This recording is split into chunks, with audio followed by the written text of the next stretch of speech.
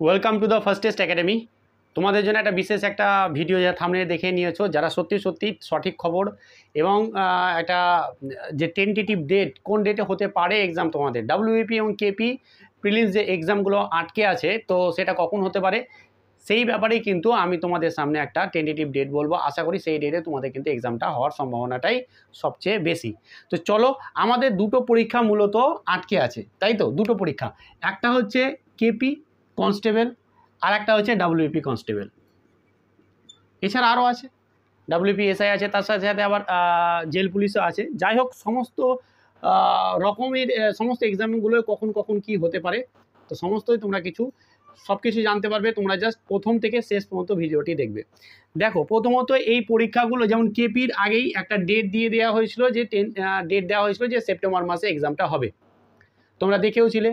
কিন্তু এই যে আমাদের রাজ্যে একটা যেটা চলছে, যে ওবিসি নিয়ে একটা সমস্যা, সেই ওবিসির জন্য সমস্যার জন্য কিন্তু এক্সামটা পিছিয়ে গেছে। তো যদি পিছায় তাহলে কতটা পিছাবে বা কখন হতে পারে এক্সামটা, তার টেন্টেটিভ ডেট বা সম্ভাব্য ডেট কি হতে পারে। দেখো, প্রথমত হচ্ছে কেপি এবং হচ্ছে ডাব্লিউপি, এই দুটোর মধ্যে কিন্তু কেপি এক্সামটা আগে হবে।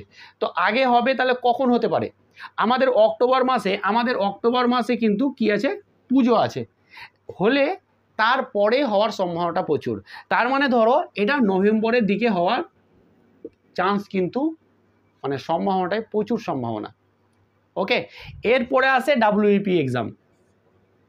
ডাব্লিউপি এক্সামটাও কিন্তু তোমাদের কখন হতে চলেছে, তোমাদের এই পরীক্ষাটা হবে কেপি যে কনস্টেবল পরীক্ষাটা সেটা হবে, তারপরে কিন্তু তোমাদের ডাব্লিউপি পরীক্ষাটা হবে।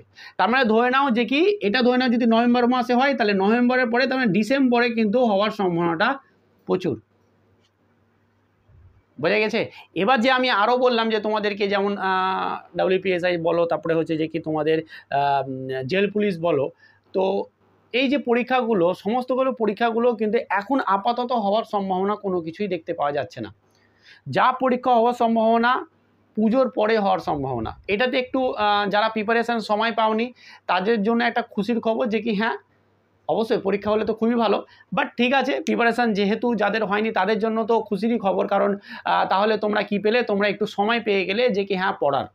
তো সময় নষ্ট না করে দেখো, যখনই এক্সামগুলো হবে তখন কিন্তু মানে খুব তাড়াতাড়ি হবে আর খুব ফাস্ট মানে প্রসেসটা চলবে।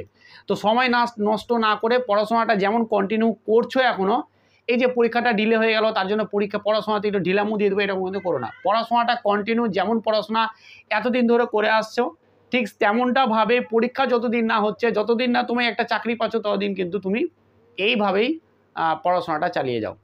তো আশা করি তোমরা বুঝতে পেরেছো। তোমাদের যে পরীক্ষার হওয়া যে টেন্টেটিভ ডেট, যেটা সম্ভাবনা ডেট, সেই ডেটটা বলে দিলাম। কোনো পরীক্ষায় পুজোর আগের হওয়ার সম্ভাবনা দেখতে পাওয়া যাচ্ছে না, পুরোপুরি পুজোর পরেই কিন্তু হওয়ার সম্ভাবনাটা দেখতে পাচ্ছি। তো আজকে এখানেই, ভালো লাগে লাইক করবে এবং নতুন মেম্বার হলে চ্যানেলটা সাবস্ক্রাইব করবো। এই চ্যানেলে কিন্তু প্রতিনিয়ত ম্যাথ বলো, রিজনিং বলো, জিকে বলো ক্লাস দেওয়া হয়। তো ক্লাস পেতে ভালো ক্লাস তো খুব ভালোভাবেই তোমরাই জানো যে কীরকম ক্লাস দিই। আর যারা নতুন মেম্বার তারা একটু কমেন্ট দেখে নেবে। তো চলো আজকে এখানে, ভালো থেকো, ভালোভাবে পড়াশোনা করো। Thank you.